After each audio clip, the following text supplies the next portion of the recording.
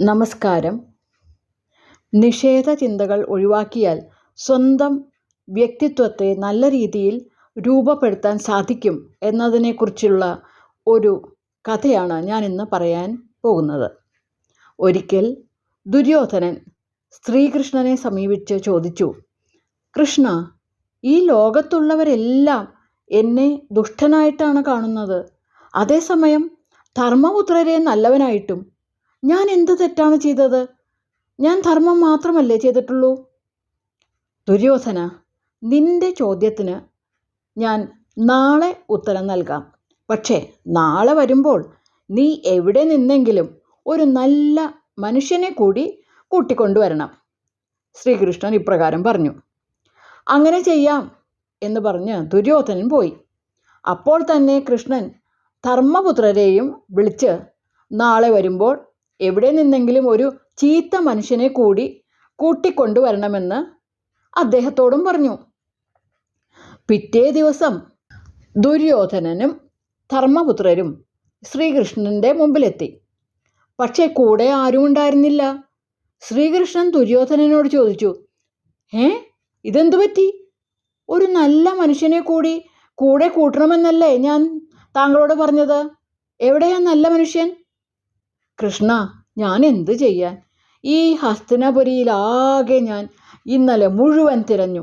പക്ഷേ ഒരൊറ്റ നല്ല മനുഷ്യനെ കാണണ്ടേ? എല്ലാം ദുഷ്ടന്മാർ. പിന്നെ ഞാൻ എന്തു ചെയ്യും? ദുര്യോധനൻ പരിഭവത്തോടെ പറഞ്ഞു. കൃഷ്ണൻ ധർമ്മപുത്രരുടെ നേരെ തിരിഞ്ഞു. താങ്കൾക്ക് എന്തു പറ്റി? എൻ്റെ കാര്യവും അങ്ങനെ തന്നെ കൃഷ്ണ. എത്ര തിരഞ്ഞു നടന്നിട്ടും ഈ ഹസ്തിനപുരിയിൽ എവിടെയും ഒരൊറ്റ ചീത്ത മനുഷ്യനെ പോലും കാണാനായില്ല. ഞാൻ എന്തു ചെയ്യും? ശ്രീകൃഷ്ണൻ ദുര്യോധനനോട് പറഞ്ഞു. ദുര്യോധന, താങ്കളുടെ ചോദ്യത്തിന് ഉത്തരം കിട്ടിയില്ലേ? ഹസ്തിനപുരിയിൽ എല്ലായിടത്തും തിരഞ്ഞിട്ടും ഒരു നല്ല മനുഷ്യനെ കണ്ടെത്താൻ താങ്കൾക്ക് കഴിഞ്ഞില്ല.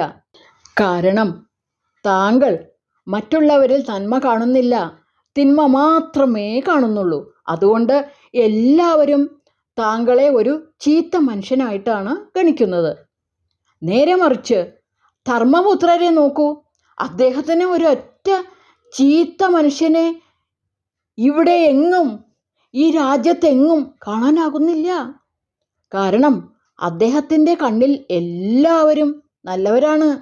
അതുകൊണ്ട് അദ്ദേഹത്തെയും എല്ലാവരും നല്ലവനായി കാണുന്നു. അതായത് നമ്മുടെ മനസ്സിലെ നന്മയും തിന്മയും തന്നെയാണ് നാം പുറത്തും കാണുന്നത്. ശ്രീകൃഷ്ണൻ്റെ മറുപടി കേട്ട് ദുര്യോധനൻ്റെ തലകുനിഞ്ഞു. ഈ കഥയിലെ ദുര്യോധനനെ പോലെയാണ് നമ്മളേറെയും. അതുകൊണ്ട് നമ്മൾ പലരുടെയും ചിന്തകൾ നിഷേധാത്മകമായി തീരുന്നു. അതുകൊണ്ട് നാം എല്ലാം എന്തു ചെയ്യണം? ഇത്തരം നിഷേധ ചിന്തകൾ ഒഴിവാക്കിയാൽ സ്വന്തം വ്യക്തിത്വത്തെ നല്ല രീതിയിൽ നമുക്കെല്ലാവർക്കും രൂപപ്പെടുത്താൻ സാധിക്കും. നന്ദി.